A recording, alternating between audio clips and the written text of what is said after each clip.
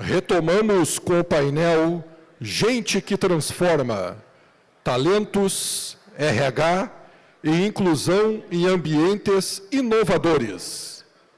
Enquanto isso, no palco B, acontece o painel Empreendendo Fora do Eixo, a força das iniciativas locais.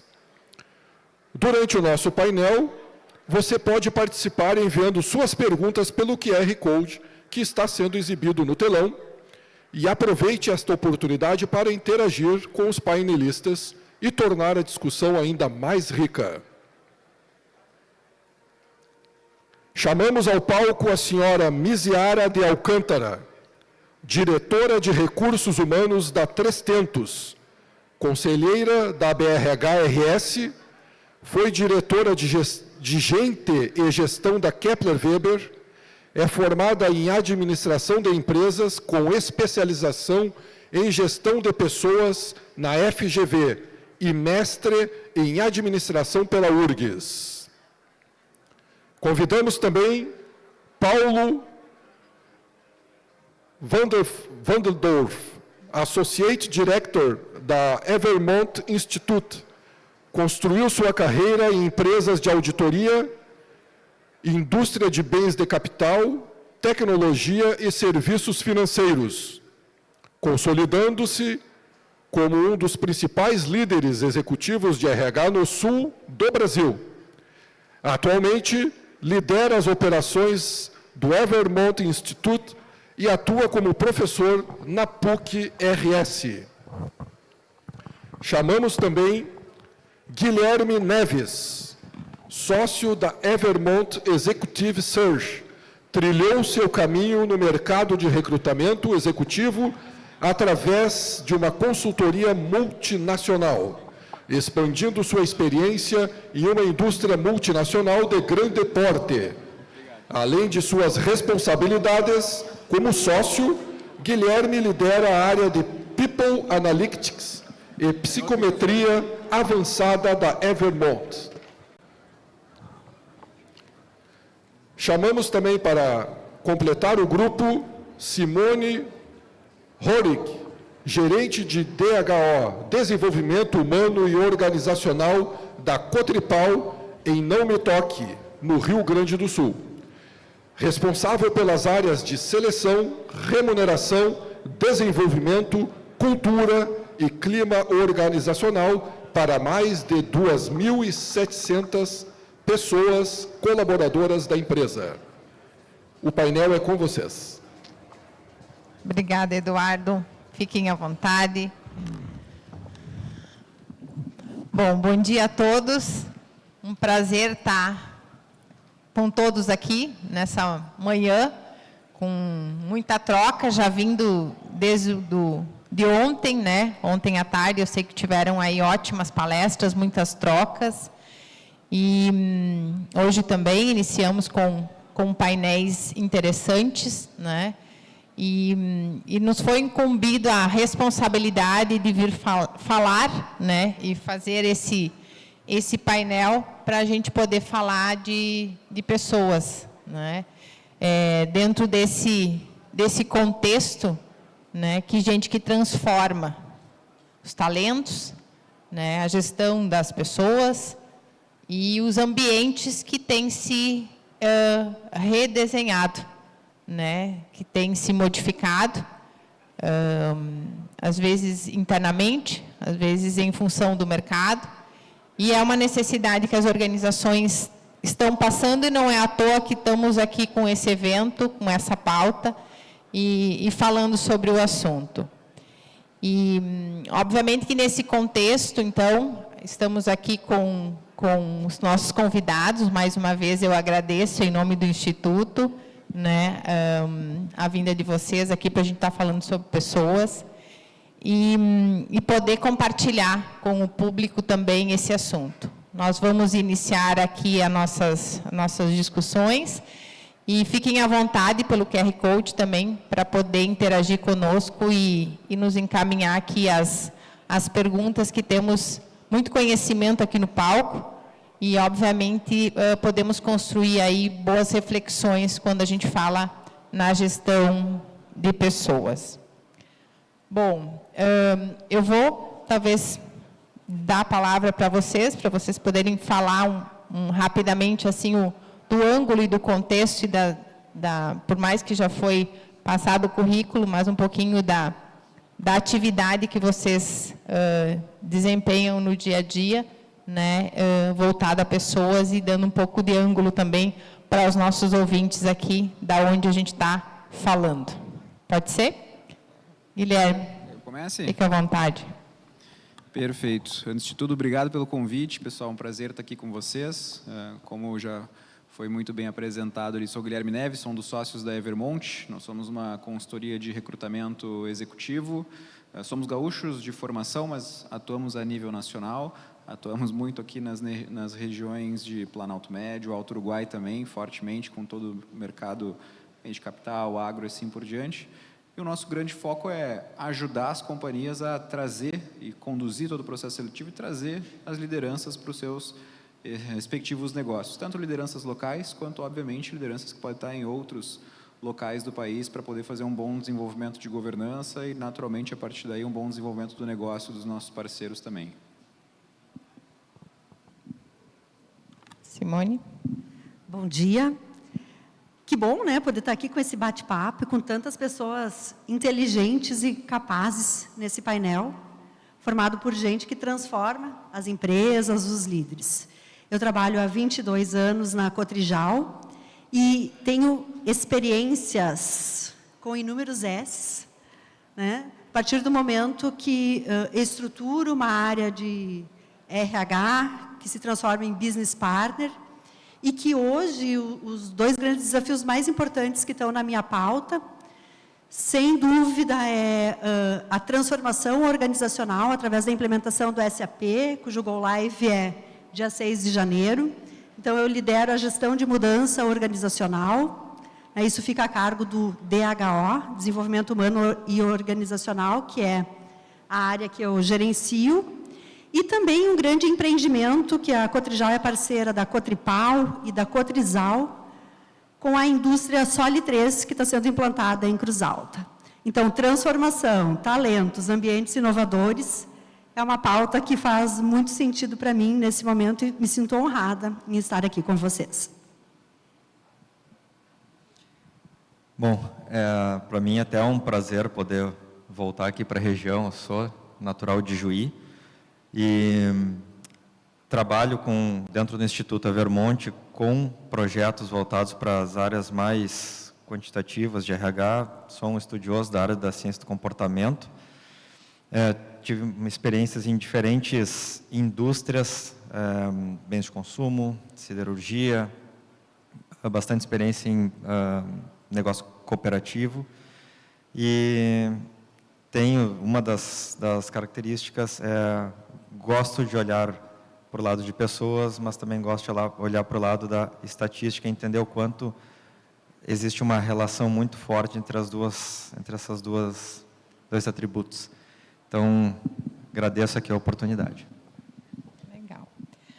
Bom, obrigada mais uma vez. E a gente, então, na nossa pauta, e falando sobre talentos, queríamos, assim, iniciar, Guilherme, e ao ângulo do mercado e da atração e como atrair, né, pessoas nestes ambientes inovadores, né? E quando a gente fala em ambientes inovadores, a gente não deixa de estar falando em cultura organizacional, né? Às vezes parece tão intangível quando a gente fala em cultura, mas é o jeito que a gente interage e a gente funciona, né, dentro das organizações.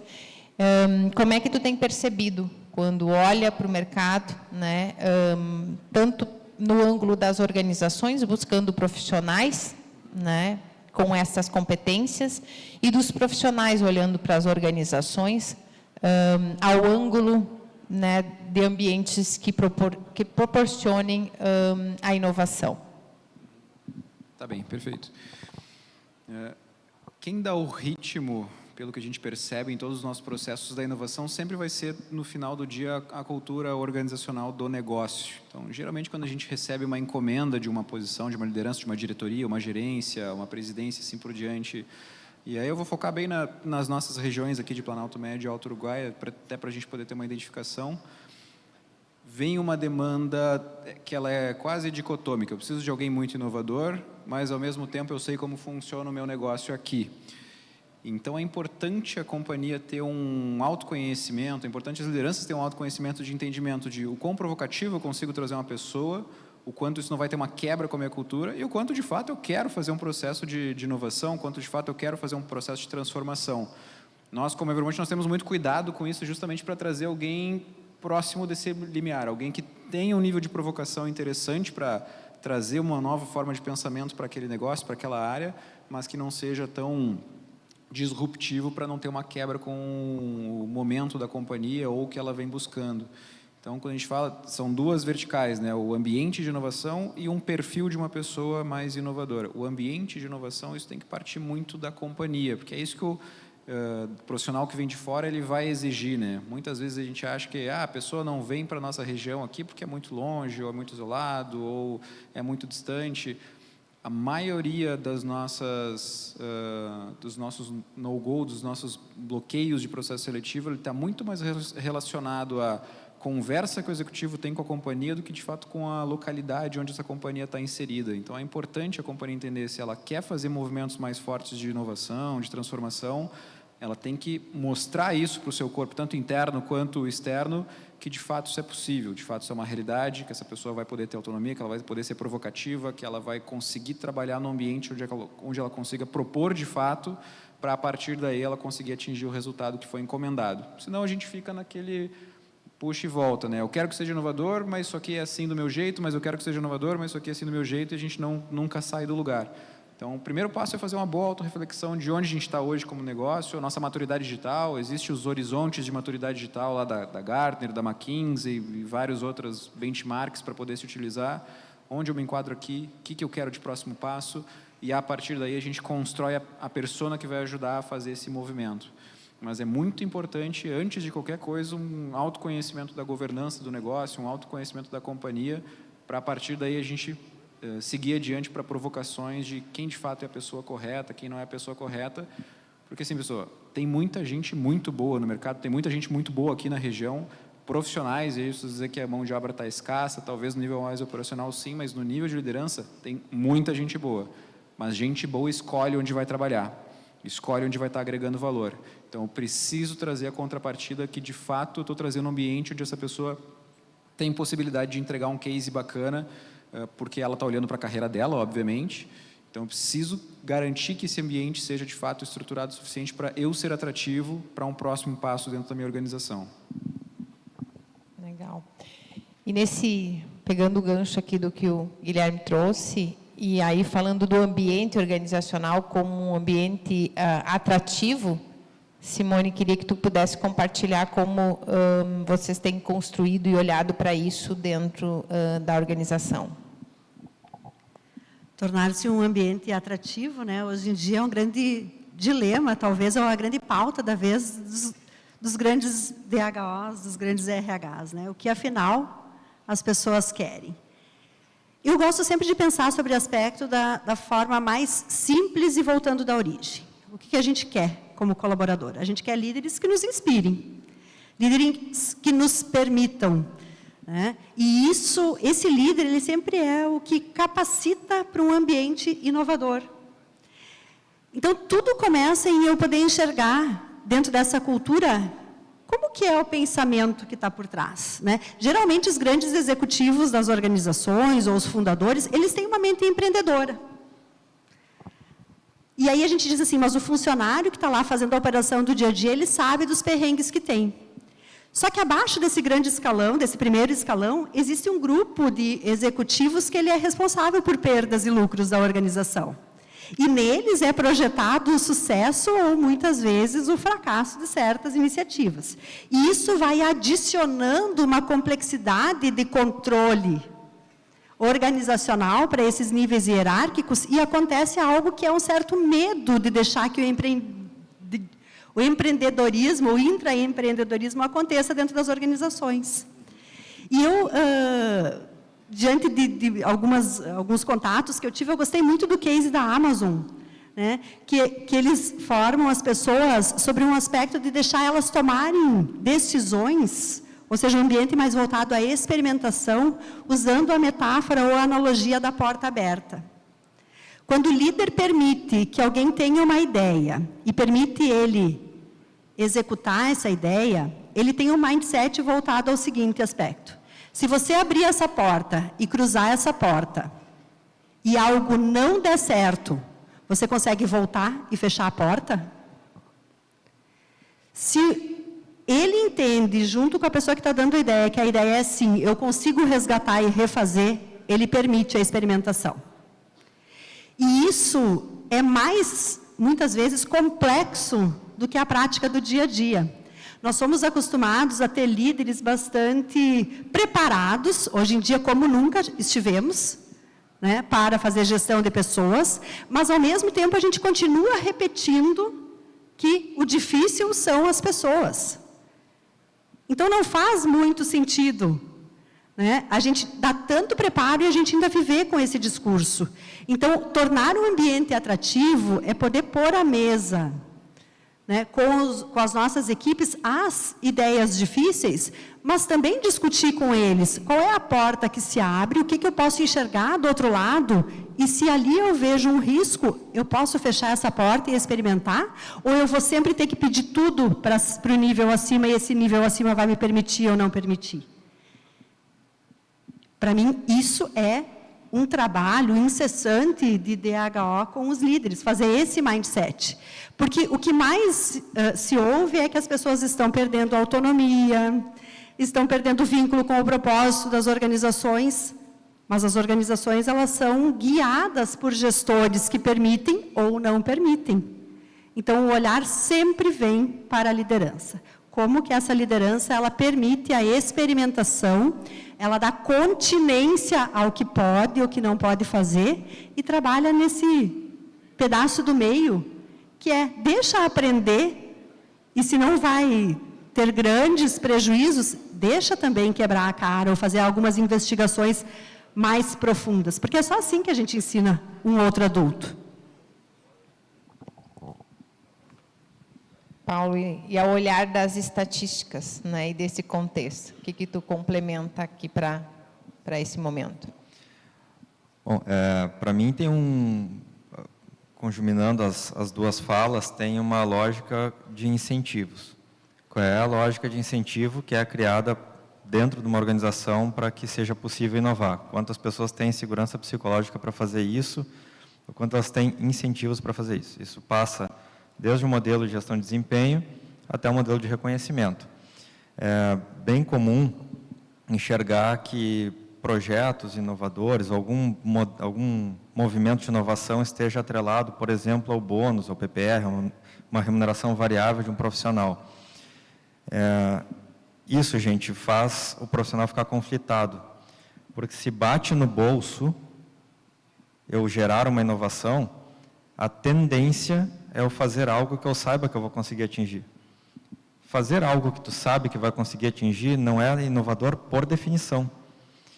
Então, quando se tem uma tendência de querer metrificar tudo, e aí faço um adendo aqui à questão de que eu gosto da metrificação, mas ela tem que saber ser bem usada.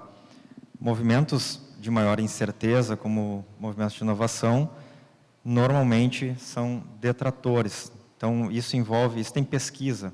Tem um cientista social chamado Daniel Pink que escreveu um livro sobre isso, falando sobre os 3 grandes motivadores intrínsecos das pessoas.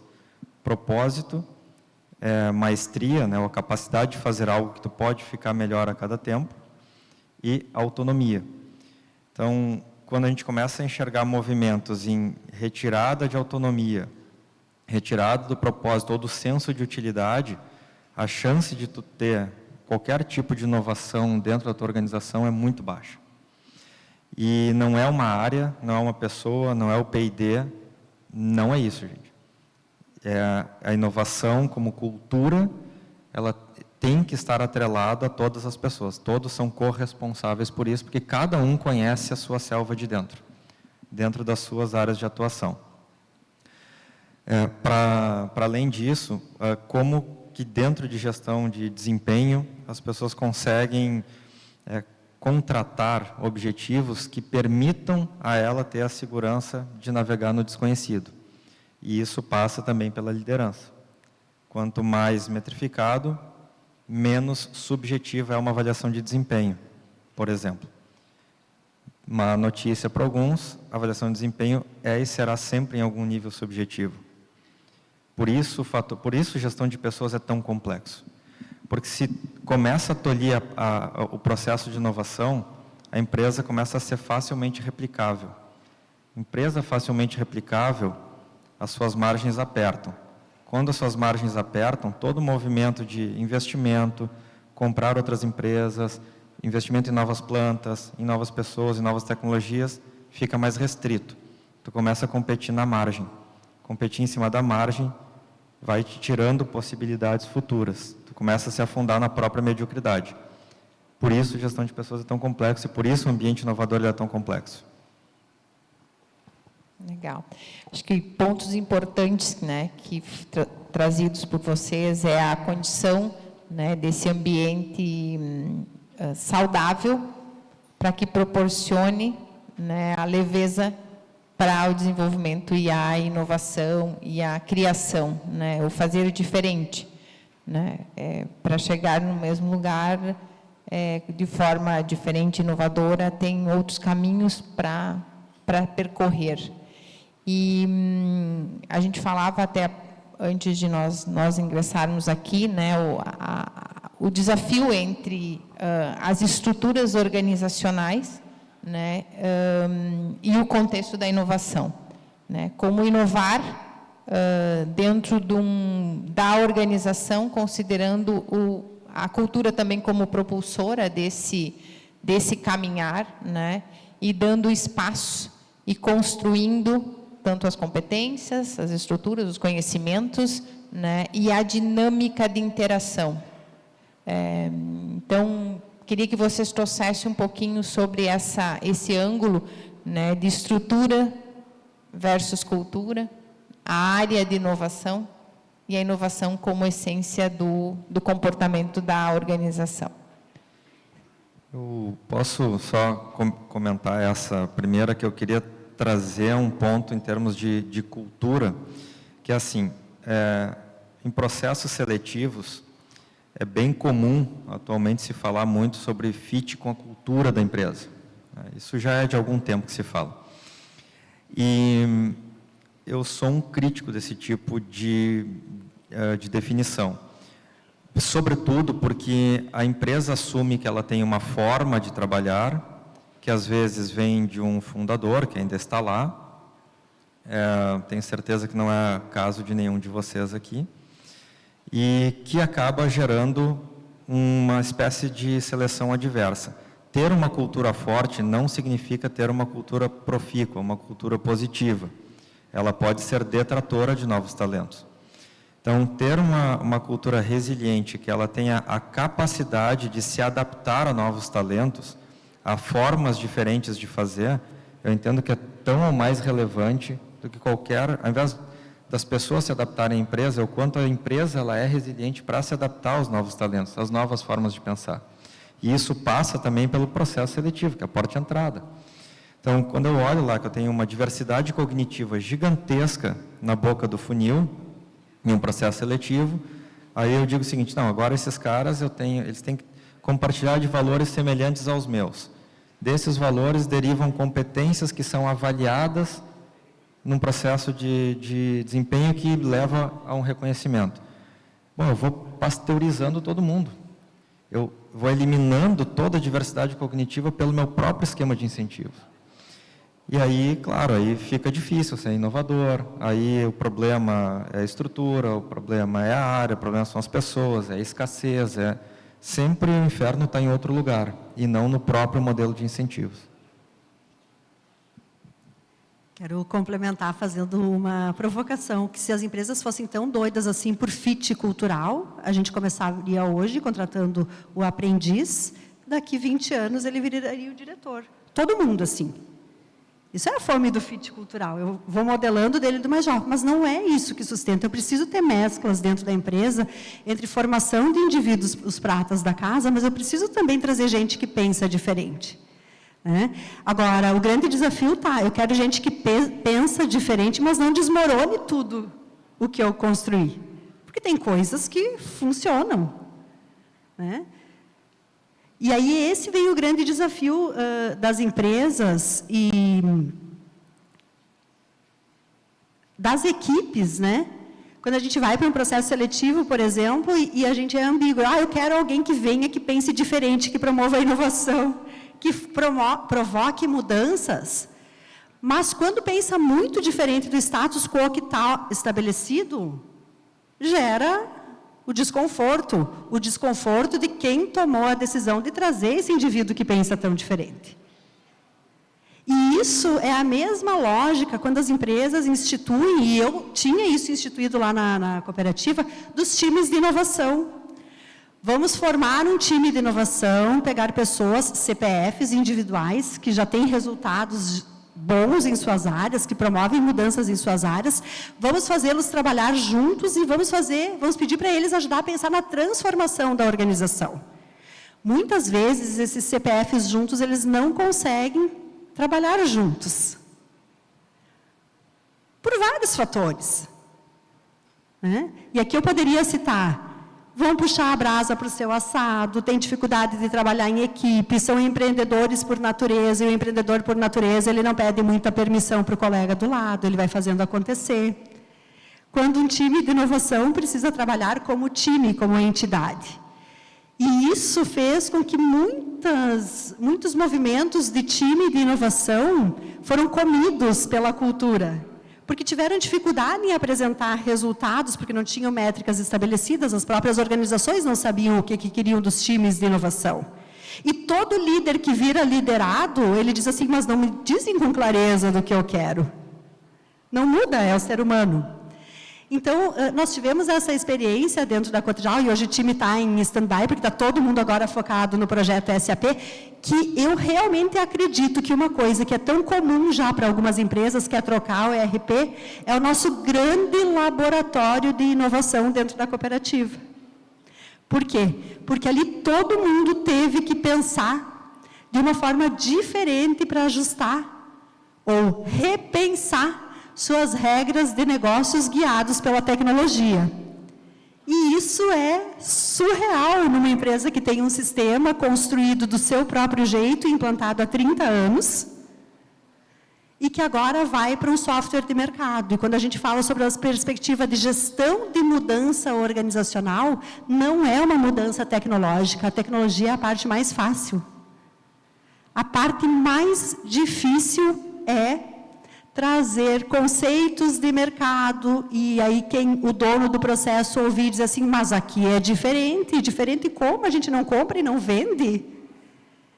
Mas aqui eu vou adicionando tanta complexidade e detalhe que eu quero fazer transformações com a tecnologia para voltar ao status quo. Então, isso é o verdadeiro time de inovação acontecendo. A gente saiu de uma célula de time de inovação composta por 7 integrantes, e hoje a gente está com um escritório de projeto com 50 integrantes, aprendendo a pensar diferente, com gestores sendo puxados a tomarem decisões que antes ele dizia assim: isso estava guardado na minha gaveta durante anos, e agora eu preciso decidir. Por isso, uma revolução. Para a gente ter inovação de verdade, é um tripé que precisa estar muito lastreado, né? Que são pessoas, tecnologia e processo. Se eu não pensar nessas 3 partes juntas, eu só tenho ideias. E nós, seres humanos, eu escutei uma frase essa semana que eu acho que cabe bem aqui: nós somos muito mais inteligentes do que capazes de fazer a transformação. Porque cognitivamente a gente pensa o resultado que a gente quer, como é que a gente vai fazer para chegar àquele resultado. Mas a capacidade de movimentar todas as partes impactadas por essa decisão e fazer isso acontecer, é aqui que mora a persistência, sem falar em resiliência, né? As situações que a gente precisa insistir, não desistir, Então, mais inteligentes que capazes. A grande inovação acontece da gente pensar diferente, tentar achar outras formas de abordagem. Então, não sei, Nise, não consigo me lembrar da tua pergunta original, mas foi para esse lado. Né? Da coisa dos times e de como que a gente mobiliza uma organização inteira para que a inovação se torne orgânica. E isso eu concordo com o Paulo. Não faz sentido a gente colocar a métrica de quantas inovações a gente vai ter, porque a gente não sabe, é o processo de descoberta que vai trazendo. Mas ter tempo para pensar em revisitar todos os processos sobre a perspectiva de quem vai ser impactado com ele, é ali que mora a natureza. E se hoje nós, gestores, ainda estamos lutando, né, em ensinar o nosso líder a alocar tempo para fazer gestão de pessoas, imagina quanta luta a gente tem ainda que fazer para colocar a inovação com metodologia alocada na sua agenda diária. Porque a rotina é aquela água quentinha, né? É um turbilhão de coisas por dia, mas é o lugar que eu conheço. E pensar diferente significa estancar um pouquinho a rotina e alocar tempo com metodologia para isso. Legal, Simone, eu acho que super importantes pontos que tu traz aqui sobre o contexto da transformação e do ambiente. E dentro dessa tua fala, Guilherme, como é que, face a esse contexto, as organizações enxergam e conseguem construir nas suas estruturas e buscar profissionais e competências, né, que fazem sentido, e como vocês hoje estão buscando e trazendo informações e avaliações e metodologias para, inclusive, esse líder poder ter o entendimento e, às vezes, até fazer uma construção, uma reengenharia de como, até então, como a organização estava funcionando e como ela passa a ter que funcionar e buscar esses perfis. Tá bem, perfeito. Só complementando um pouco do que a Simone e o Paulo falaram, que eles já falaram brilhantemente, né? É muito comum a gente ver a companhia que terceiriza a inovação para a área lá, né? Pô, como é que eu não sou inovador? Lá no final do corredor tem um analista de inovação lá que está pensando em inovação lá para a empresa, mas reporta para uma escada hierárquica gigante, com várias pessoas, com opiniões formadas, com talvez até um conservadorismo maior para fazer movimentos diferentes, com receitas de bolo do que vem fazendo até agora. Então, assim, não é uma área de inovação, né? Alguém que vai ficar dando murro em ponta de faca no final do dia. Então, essa terceirização é muito grande. O que o Paulo comentou também, a gente vinha no carro conversando sobre, né? Se eu sou uma companhia automotiva, monto uma área de inovação e digo, ó, minha turma de inovação, agora vocês vão ganhar bônus se vocês conseguirem fazer o meu motor ser 10% mais econômico. A área de inovação vai pensar em inovação ou ela vai atingir aquele improvement, aquela melhoria para garantir o bônus dela, né? Então, dependendo da métrica que vocês constroem, é contraprodutivo e contra-inteligente para falar de inovação no seu conceito mesmo, né? Que é pensar em algo que vai canibalizar, inclusive, o próprio negócio, que vai ser um próximo salto de tecnologia para o negócio de vocês, ou se é só uma melhoria do que tem ali de curto prazo, que é válido e precisa acontecer. Então, isso precisa acontecer, tanto a melhoria de curto e médio prazo, mas a inovação a gente está falando de outra coisa, de algo que não existe, de uma criação para a próxima tecnologia futura que vai ser implementada no negócio de vocês. E aí, quando a gente fala de perfis especificamente, o que a gente escuta muito em processo seletivo, né? Guilherme, adorei o profissional, assim, ó, os cases que vocês trouxeram deles, que ele tem de estrutura de carreira, assim, ó, fecham muito com o que a gente precisa aqui para o próximo passo, mas não sei se ele vai se dar bem com o meu diretor aqui, ou com o meu presidente, com o meu conselho. Mas que bom que não vai se dar bem com, né? Significa que vai ser alguém provocativo. Óbvio, se a gente trouxer alguém extremamente disruptivo ou completamente fora do que é o padrão da companhia, não vai funcionar. Essa pessoa vai ficar 3, 4, 5, 6 meses lá, ambas as partes vão rachar o relacionamento e não vai dar certo.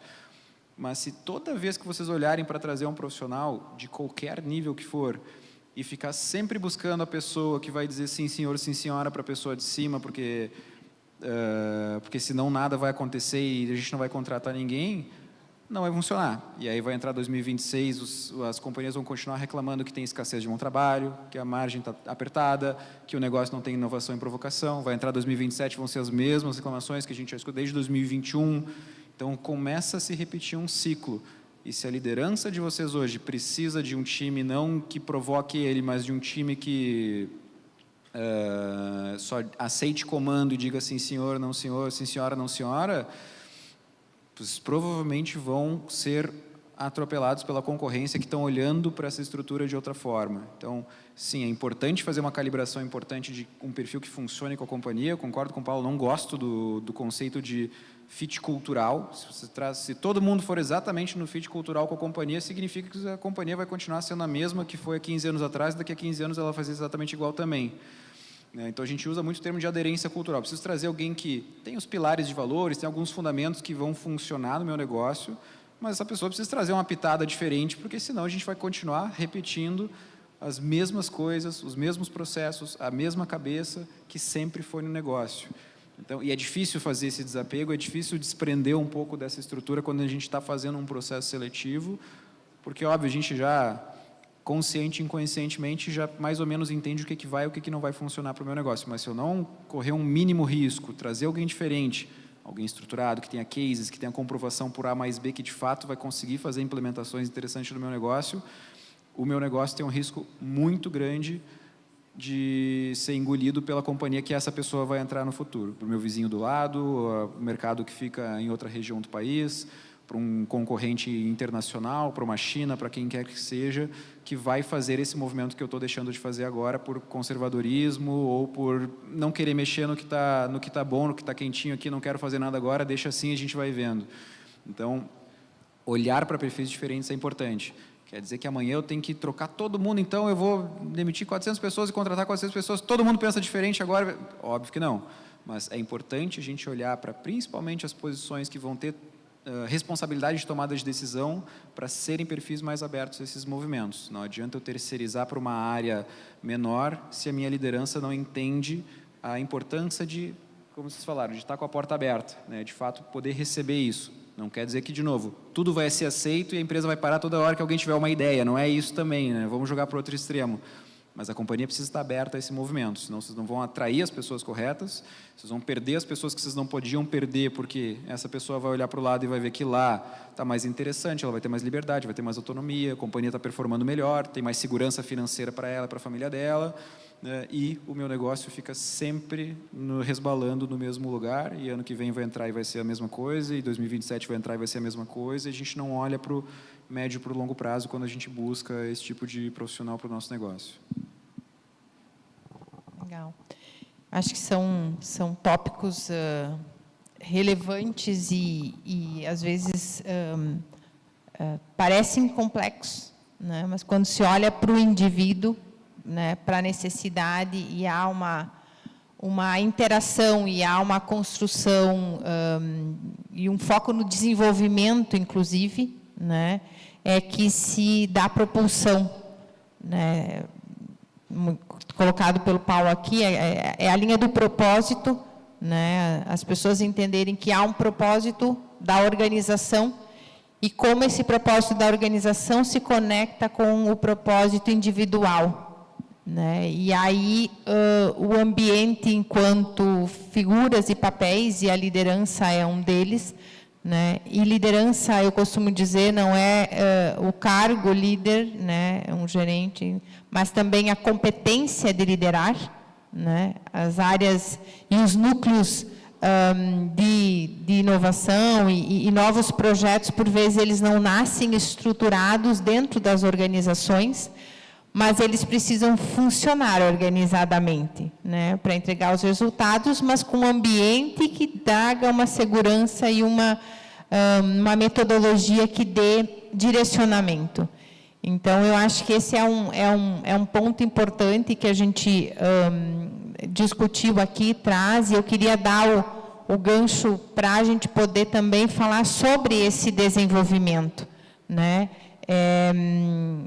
Temos, em algumas posições, a necessidade de trazer, como a Simone colocou, profissionais do mercado para dentro da organização, mas quando eu tenho um núcleo, né, que precisa ou está numa necessidade de dar propulsão para o desenvolvimento da organização, sem perder o foco no cliente, né? A gente falava a importância de estar com o foco no cliente, que é o centro, né, da organização, como as organizações estão buscando e estão trabalhando esse desenvolvimento. Então, os ambientes que também, essas competências que antes, e a gente falou, possam não estar tão desenvolvidas, caminhar para essa transformação, né? Caminhar para esse essa nova posição, e isso, obviamente, dando propulsão profissional e para os negócios. Então, queria que vocês pudessem trazer a esse ângulo e falar um pouquinho esse ponto de desenvolver as organizações. E aí existe a tecnologia que é comprada, mas as pessoas dentro desse contexto. Paulo, fica à vontade. Bom, entendo que ter um ambiente positivo para que as pessoas possam se desenvolver também envolve que elas conheçam qual é a regra do jogo. O que eu quero dizer com isso? Quando chegar no momento de reconhecimento, enfim, tem uma equipe inteira aguardando um processo que, em tese, vai me levar a alguma elegibilidade para promoção, para aumento, para qualquer tipo de reconhecimento, mas no meio do caminho, uma pessoa é abordada por uma empresa, entra no processo, passa no processo e apresenta uma carta-oferta para a liderança daquela área, que vai lá e faz uma contra-oferta. E aí, todas as outras pessoas começam a perceber qual é o incentivo que elas precisam seguir, porque uma carta-oferta foi respondida. Novamente, tenho plena convicção que não ocorre em nenhuma das empresas daqui. São algumas empresas do Nepal que a gente atende. E o problema desse tipo de postura é que até saiu, tempos atrás, numa revista que falava sobre os infiéis ganham mais. E é justamente porque, quando a empresa começa a dar respostas a carta-ofertas, ela começa a perder e a descredibilizar a própria estrutura de governança que ela disse que ia fazer. Isso é completamente paradoxal.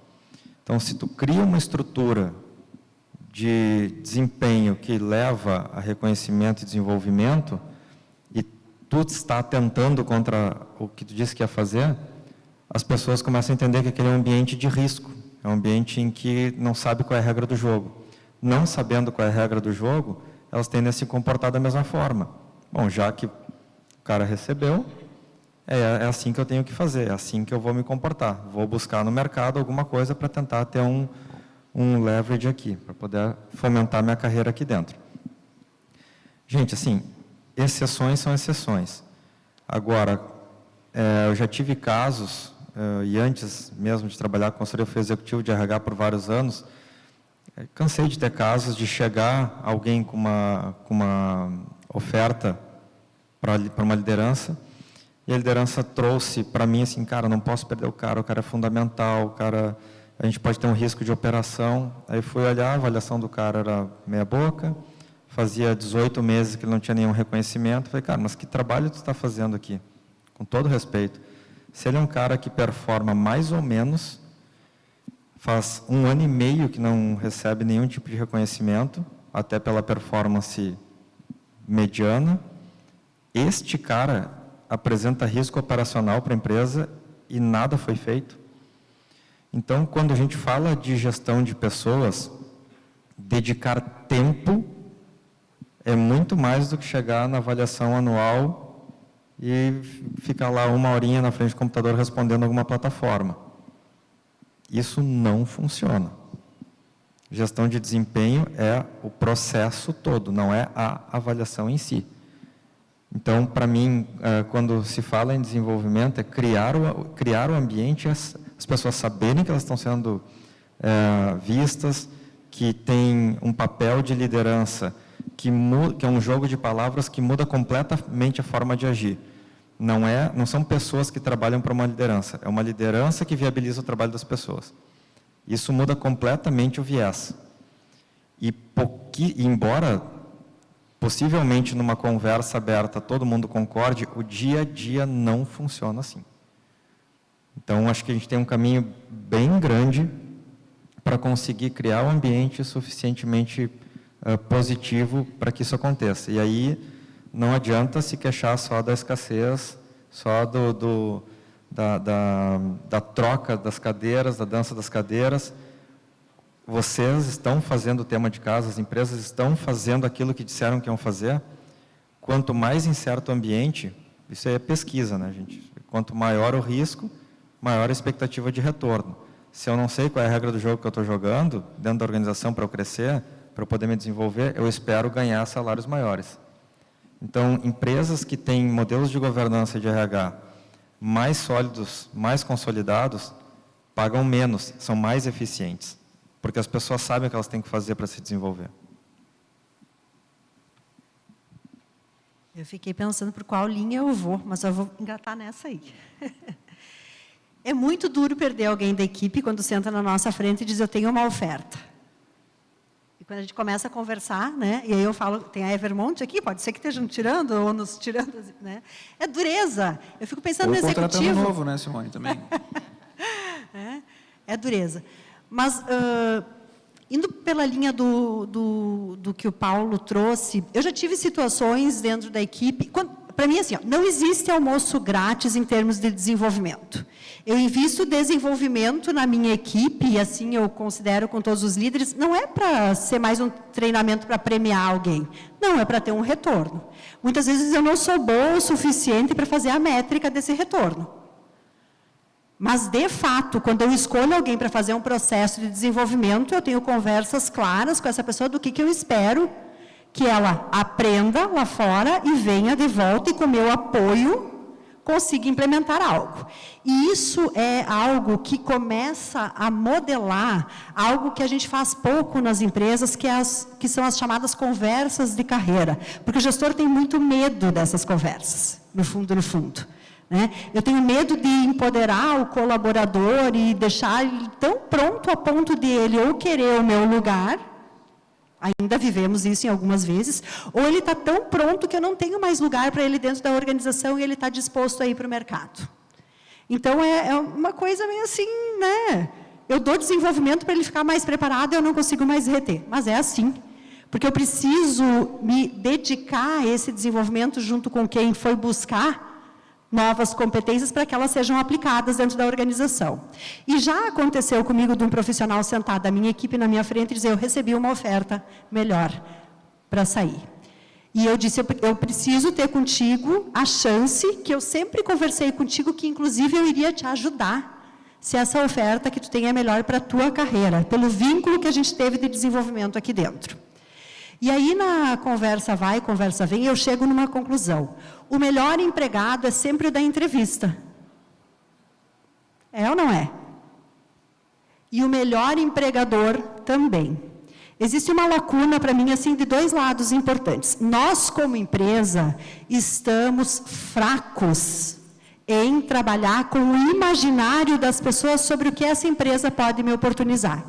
Nós precisamos resgatar isso. Isso tem um pouco a ver com o propósito e quais são as linhas de carreira e desenvolvimento que eu posso proporcionar a um profissional. Porque eu também, como gestora, às vezes tenho medo de perder o meu colaborador para uma área lateral. Mas eu preciso proporcionar isso para ele. Ainda mais nesses tempos, onde a experiência, a quantidade de experiências diferentes conta muito.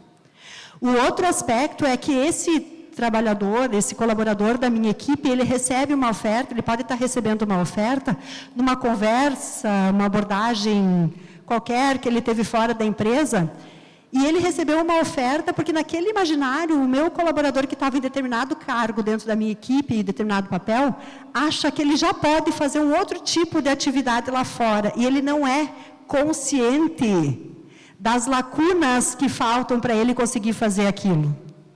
Então, eu, no mínimo, se eu foco no desenvolvimento dele, eu sou parceira do desenvolvimento dele, porque ele me dá esse retorno, eu tenho que ser honesta com ele e dizer, esse ponto aqui que tu disse para ele, para outro potencial empregador que tu acha que tu vai entregar, tu acha realmente que tu consegue? Porque aqui, a gente ainda não está fazendo isso. Então, eu não posso competir contigo por remuneração, mas eu posso, sim, me colocar na mesa como um parceiro do teu desenvolvimento. O que é mais importante para ti? Muitas vezes a gente ganha essa jogada, muitas vezes a gente perde, porque é muito mais coisas do que tem na mesa. Às vezes a pessoa ela tem uma oferta para conseguir a tão sonhada independência financeira. Ok. Mas, no mínimo, isso eu, como líder, tenho que ser capaz. É a chance que eu tenho, por quê? Porque a governança de pessoas é alta e eu não tenho como competir sempre pelo melhor salário. Porque, assim como na nossa oferta de produtos para o cliente, quando a gente está competindo com outras empresas, uma das nossas ofertas de valor não é eu não tenho o melhor preço, mas eu lhe dou o melhor serviço e a melhor solução. Então, da mesma forma é com o nosso colaborador. Em compensação, não é o melhor salário, mas aqui você tem um leque de oportunidades e possibilidades diferentes que lá eles já estão te pagando para tu entregar. E se tu não entregar? Isso, para mim, é uma conversa honesta, que tem a ver com desempenho, com confiança e com formar vínculos de verdade. Para pessoas que hoje se sentem, muitas vezes, mais prontas do que realmente estão para maiores desafios, e que querem tudo muito mais acelerado.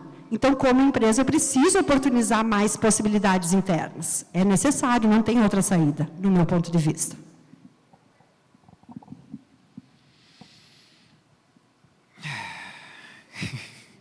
O buraco desse ponto, ele sempre é mais embaixo, ele sempre vai indo para trás, né? Se a gente for olhar só, o profissional vir com uma carta proposta, ele é um sintoma, na verdade, de algo que já vem acontecendo muito atrás, né? Então, é desde, como o Paulo comentou, as pessoas sabem a regra do jogo, existe a regra do jogo, antes de tudo, né? Está claro e existe uma estrutura de performance, essa estrutura de performance está vinculada à remuneração.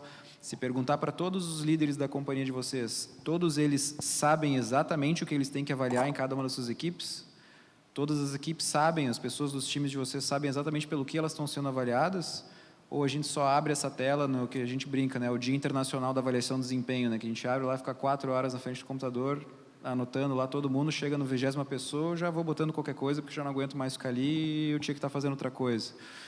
Então, a parte da comunicação, a parte de todo mundo entender pelo que ela está sendo avaliada é muito importante para as pessoas entenderem o ambiente que elas estão, para elas saberem o que elas precisam entregar, para vocês conseguirem usar a remuneração como uma estratégia tanto de atração, mas principalmente como retenção também, porque está claro para as pessoas como elas vão ser feito, como vai ser feito esse movimento, e não cair nas armadilhas, que é o que o Paulo Simone estava comentando, né, de ter que sempre repagar um profissional em cima de uma remuneração que naquele momento não tem uma entrega que justifique aquilo. E aí eu fico refém justamente desse ciclo vicioso, né, que é o profissional sai daqui para ir para a empresa do lado, daqui ele vem para cá, daqui ele vem para cá, daqui ele vem para cá, e de novo eu estou recontratando a mesma pessoa por 30%, 40% a mais do que de fato ela precisava estar recebendo pelo nível de entrega que ela tem, ou muito acima do grade, porque é quem tem aqui, essa é a pessoa, ele já conhece a gente, conhece como a gente funciona, e a gente fica nesse ciclo vicioso de estrutura, porque não está claro para a turma interna. Então,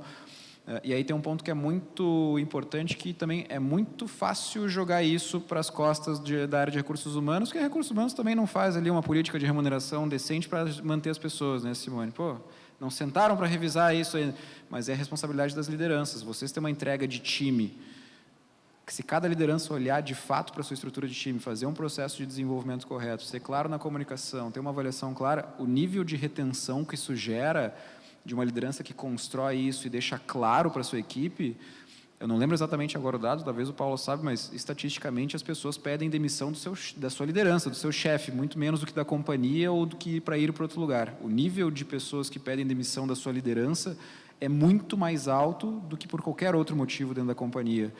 E vocês, ou quem mais for aqui liderança, vocês têm um resultado de área, não só um resultado individual. E esse resultado de área vem de gestão de pessoas, que é o fator principal. Então, obviamente, a RH tem uma responsabilização, está lá para ajudar, está lá para montar junto com as áreas ali essa estrutura, mas não cascateiem isso e não joguem essa responsabilidade para a área de recursos humanos, porque isso é uma responsabilidade de desenvolvimento de cada liderança. Senão a gente volta lá para o assunto de inovação, né? Não, inovação é com a turma do final do corredor lá, eles que têm que fazer inovação, não sou eu. Então a gente sempre fica terceirizando a responsabilidade e vai ser mais uma área que não performa dentro da companhia. Guilherme, posso só fazer um adendo aqui, porque falou uma coisa que eu acho que é bem relevante, assim. Se aleatoriamente a gente pega líderes aqui de qualquer organização que seja, quanto que dominam os modelos de gestão de gente? Se perguntar quais são as competências, sabem quais são? Se perguntar quais são as regras e elegibilidades para reconhecimento, sabem dizer? Porque isso é modelo de gestão, gente. Isso não é uma política de RH, isso é uma política institucional, que eventualmente a RH faz a curadoria, mas é uma política da organização. Não entender e ocupar uma posição de liderança, aí desculpa, daí é enriquecimento ilícito, não está fazendo parte fundamental do trabalho. Legal. Bom, percorremos aí por muitos assuntos e a gente já está caminhando aí para o nosso final aqui do painel.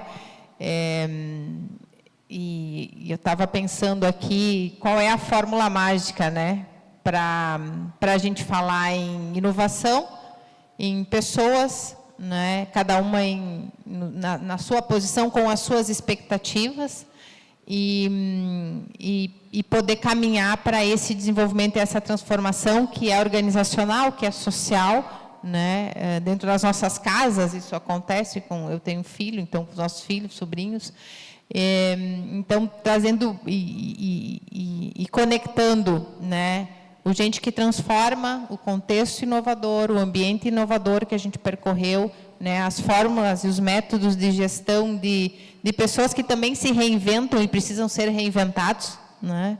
Algumas coisas que funcionavam vão ter que ser revisitadas. Qual, assim, a mensagem final que fica aqui, que eu gostaria que vocês pudessem passar para esse público, né, dos desafios de gerir pessoas, né, do desafio de trabalhar as pessoas para essa transformação nesse mundo que tem e está em transformação. Então, a fórmula mágica de preferência, que pudessem compartilhar aqui para a gente ir encerrando o nosso painel. Eu, semana passada, aprendi uma fórmula que eu achei bem mágica e vim pensando que eu encerraria minha participação hoje compartilhando ela. Ela se trata do protagonismo da sorte. Já ouviram falar? Protagonismo da sorte é feito em 4 situações. E com todas elas eu preciso ficar atento e ser grato. O primeiro delas é a sorte pelo destino. Misiara, há 20 anos nós nos conhecemos. Em 2005 nós começamos um processo de SBDG, né, que é uma formação importante para profissionais de várias áreas, mas em especial para áreas que se relacionam com gente, né? Então todos os líderes, todos os profissionais de RH. Então nós tivemos sorte, porque a gente não escolheu estar junto. O destino nos proporcionou. Então a primeira é a sorte pelo destino. O destino promove algumas conexões às quais a gente precisa estar grata. A segunda parte dessa fórmula é a sorte pelo movimento, para a gente ser protagonista da sorte. Que significa quais os círculos que eu estou presente. E hoje, esse evento aqui, ele está contribuindo para essa sorte pelo movimento. Com quem eu estou trocando networking, com quem eu estou trocando referenciais, credenciais. Então, é preciso eu estar atento quais os movimentos que eu estou fazendo para ter acesso a pessoas que falam diferente e pensam diferente e que também possam citar o meu nome numa sala cheia de gente. Isso tem a ver com a sorte pelo movimento. A terceira parte dessa fórmula mágica é a sorte pelo preparo. Se hoje eu recebesse uma oportunidade que me dissesse, você pode sentar nessa cadeira, mas você precisa falar inglês, eu estaria preparada? Se eu estou preparada, eu estou com sorte.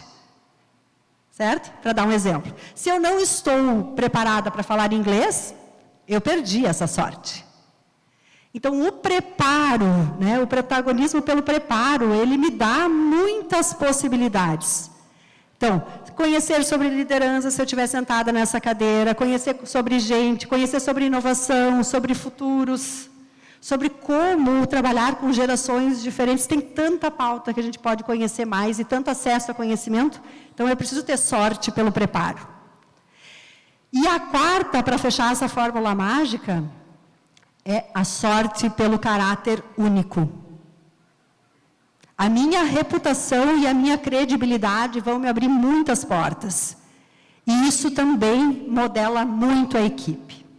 Então, essa fórmula mágica é que eu acho que é o que eu posso contribuir hoje para o fechamento desse painel da minha participação. E eu desejo que a gente se segure nessa fórmula mágica, né? A sorte pelo destino, a sorte pelo movimento, a sorte pelo preparo e a sorte pelo caráter único que a gente tem. E isso tudo a gente sabe que ele dá um certo trabalho, mas também ele dá muito retorno sobre o investimento. Muito obrigada. Bom, até pegando o gancho da Simone, tem um livro do Leonard Mindlow, que é O Andar do Bêbado, em que ele fala basicamente sobre o poder da aleatoriedade, ou talvez da sorte, em cima dos acontecimentos. Na economia existe uma equação bem famosa da demanda agregada que fala que a demanda agregada ela é um resultado de gastos do governo, investimentos, consumo das famílias e o produto entre exportação e importação. Isso se dá o nome de identidade macroeconômica. Gestão de pessoas e pessoas de forma geral, a gente até consegue fazer algumas proxies com equações ou com uma fórmula mágica. Mas um indivíduo, ele é quase um mistério insolúvel. Então, quanto mais próximas as pessoas estiverem, as lideranças estiverem das suas pessoas, tão mais perto da fórmula mágica ela estará. As pessoas são um efeito multivariado. Então, é claro que dá para medir bastante coisa, recomendo que façam isso, não só antes, mas medir se os processos de vocês chegam nos resultados que vocês imaginavam. Não adianta só ter ferramenta, não adianta só ter processo, tem que medir se ele está servindo para aquilo que se esperava. Vocês estão conseguindo reconhecer quem deveria, quem não deveria ser desligado está sendo. Se todas essas regras e essas pequenas rupturas do próprio processo de governança da organização não forem respeitados, dificilmente qualquer fórmula, qualquer variável dependente aqui vai conseguir explicar, ou variável independente vai conseguir explicar o porquê eu estou perdendo pessoas. O mais fácil é atribuir a canibalização, a geopolítica, a economia, a N outros eventos, porque aí, de novo, a culpa é dos outros, né? Vou ser bem direto aqui no tempo que nos resta, pessoal. A gente produz muito estudo e muita pesquisa dentro da estrutura da Evermonte, principalmente mercadológica, econômica e política. E aproveitando que o público é 99,9% vinculado a algum tipo de linha dentro do agronegócio, a gente sabe que os últimos anos têm sido mais arrojados, mas todos os estudos macroeconômicos, microeconômicos, tendências políticas, geopolíticas indicam que nesse próximo ciclo nós vamos ter uma guinada muito forte. Tanto é que todo mundo aqui sabe que a gente tem um mercado muito retraído hoje, principalmente quem trabalha com bens de capital. No momento que esse mercado estourar para cima e a gente tiver um spike no gráfico, quem tiver feito o seu tema de casa, quem tiver feito o seu dever com gestão de pessoas, com as temáticas de performance, de remuneração, de design organizacional, de desenho de estrutura, de desenvolvimento de pessoas, porque eu vou precisar crescer, eu vou precisar expandir rápido e eu vou precisar de gente boa para poder trazer novas pessoas boas e desenvolver nossas pessoas boas, essas empresas, elas vão atropelar suas concorrências, tá, pessoal? Então, como dizia o meu pai quando era pequeno, faça a sua cama e esteja preparado, porque quando esse momento chegar de oportunidade, quem se preparou antes, quem correu antes, por mais arrojado que o cenário esteja agora, essa guinada vai chegar, e a gente sabe que vai correr muito na frente dos demais, com uma grande oportunidade, inclusive, de engolir os demais do seu lado. Então, se preparem, porque eu acredito que esse movimento vai chegar de forma ágil nesse próximo ciclo, desses 2 anos que vem pela frente agora, e a partir daí a gente vai ter muita oportunidade bacana para toda essa estrutura, para todo esse setor que é muito rico, que é muito bacana, e eu tenho certeza absoluta que quem tiver feito o seu dever de casa vai sair muito na frente. Legal. Muito obrigada. Acho que ficam aí as principais mensagens, né, e para a gente encerrar esse painel, de que gente que transforma. Em resumo, é isso. Nós vamos falar de inovação, nós vamos falar de tecnologia, nós estamos falando aqui de muitos desenvolvimentos, mas é gente que faz a transformação. Então, na pauta, né, de inovação, e não por isso que esse painel foi proposto para estar no fórum de inovação, é que é feito por gente, é gente que transforma. Então, mais uma vez, quero agradecer as contribuições, o aprendizado. Eu aprendi muito aqui na nossa troca, né, que possamos voltar para os nossos ambientes, que sempre também é um desafio, e levar tudo que a gente está aprendendo aqui e inovar. E aqui tem muito conteúdo, então, mais uma vez, obrigada por estarem conosco, por estarem compartilhando um pouco do conhecimento que vocês têm e da brilhante carreira. Admiro todos aqui pelo profissionalismo e pelo trabalho que fazem. Então, mais uma vez, obrigada, e obrigada ao público por estarem aqui nos ouvindo e compartilhando e atentos a esses pontos que são tão importantes para nosso desenvolvimento. Obrigada mais uma vez. Eduardo, contigo. Obrigado, Misiara, Paulo, Guilherme, e o nosso obrigado também para Simone, gerente de desenvolvimento humano e organizacional da Cotrijal. Agradecemos muito a presença de vocês, o tempo de vocês aqui conosco, e voltem sempre.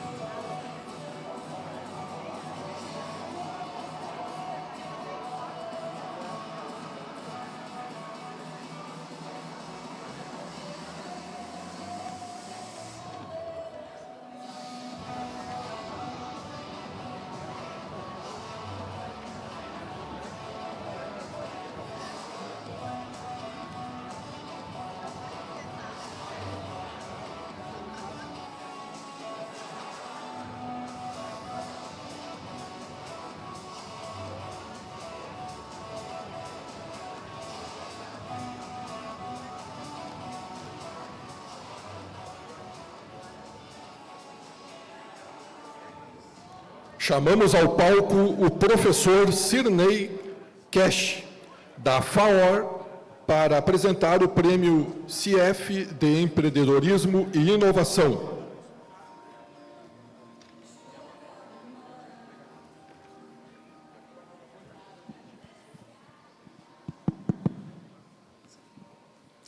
Bom dia a todos. Aproveitando a oportunidade desse evento, a gente vai trazer algumas informações sobre o Prêmio CIEF de Empreendedorismo e Inovação. O CIEF é um evento que acontece na FAOR, Faculdade Horizontina, e nesse ano foi a 15ª edição. Estamos preparando já a 16ª edição para 2026. E nesse ano, em parceria com o CREA-RS, nós conseguimos, a partir de um edital, criar o Prêmio CIEF de Empreendedorismo e Inovação. Aqui vocês vão ter mais algumas informações a partir da leitura desse QR Code, né? Onde todos que acessarem vão ser direcionados ao site da instituição e conseguirão informações para entender como é que é esse processo. O objetivo principal é nós fazermos com que todos os empreendimentos ou futuros empreendimentos, ideias, projetos que tenham viés inovador e possibilidades de se tornar um empreendimento, sejam cadastrados por vontade própria do desenvolvedor ou por indicações. Então, basta, se eu conheço alguém que tem um projeto interessante e eu acho que tem potencial importante, eu posso fazer a indicação dele. Ao recebermos as informações do projeto, existem critérios de análise, há uma equipe que vai estar analisando esses projetos, e no dia 5 de novembro, nós faremos a apresentação desses projetos e a devida premiação. O evento vai acontecer lá no campus da FAOR, provavelmente vai ser durante tarde e noite, né, com a programação ainda a ser divulgada, e todos aqueles que forem contemplados receberão o prêmio CIEF e o nosso objetivo principal é fazer com que sejam destacados, né, tenham um conhecimento do evento, da atividade em si, e dessa forma a gente consiga impulsionar novos negócios. Esse prêmio CIEF, ele faz parte da ideia de inovação do próprio CIEF, que é o Seminário Internacional de Engenharia, Economia, Inovação e Empreendedorismo. Então, nós sempre buscamos alguma forma de inovar, e uma ideia inovadora que a gente aposta muito é ter esse prêmio CIEF a partir desse ano, sendo um meio de divulgar novas ideias, novos empreendimentos inovadores e que possam gerar bons resultados. Então, fica o convite aí, se alguém conhece alguma ideia que possa ser indicada, ou que tenha o seu próprio projeto em desenvolvimento, se inscreva, hoje lendo o QR Code, ou então acessando o site da FAOR, onde vocês vão encontrar mais informações, e a gente espera encontrar excelentes ideias e bons resultados no dia 5 de novembro, quando nós teremos a divulgação dos vencedores. Obrigado pelo espaço. Hein? Muito obrigado, professor Cirnei, da FAOR. Nosso reconhecimento especial aos patrocinadores Ouro, Sicredi das Culturas e SKA, patrocinadores Prata, EFACT e Metalúrgica Schumann, e patrocinadores Bronze, Agrobravo e Raio Benefícios. Agradecemos também às empresas mantenedoras do Instituto Agregar, a Associação Comercial e Industrial de Panambi, Brunen Tecnometal Limitada, Cotripal Agropecuária Cooperativa, Foquem Indústrias Elétricas Limitada, Kepler Weber S.A., Prefeitura de Panambi, Trominc Industrial Limitada, Saur Equipamentos S.A. e 300 Agroindustrial S.A. E aos nossos apoiadores, Instituto Federal Campus Panambi, Unijuí, Campus Panambi, Unicinos, Criatec, Colégio Evangélico Panambi, SAE Brasil, UFSM, Senai RS, CRARS, Gringues Café e a todas as organizações parceiras que tornam este encontro possível. Também agradecemos aos expositores presentes, Raio Benefícios, GrowDev, DB, SKA, Altuma Sensor, Sicredi, Lógica Informática, Banrisul, Easy Pro, Cotripal, Foquem, Tecnofinger, Trominc, Iaway, Saur, 300, EFACT, Kepler Weber, Agregar, Unijuí, Senai, ACI Panambi, Unicinos, Hospital SHP, PLM Pro, Craft, Colégio Evangélico Panambi e Instituto Federal Farroupilha, Campus Panambi. Vamos agora para o intervalo do almoço, e para aqueles que adquiriram os cartões, o almoço será servido no Salão C, ao fundo do Salão B, à minha direita. Retornamos pontualmente nossas atividades às 13h25.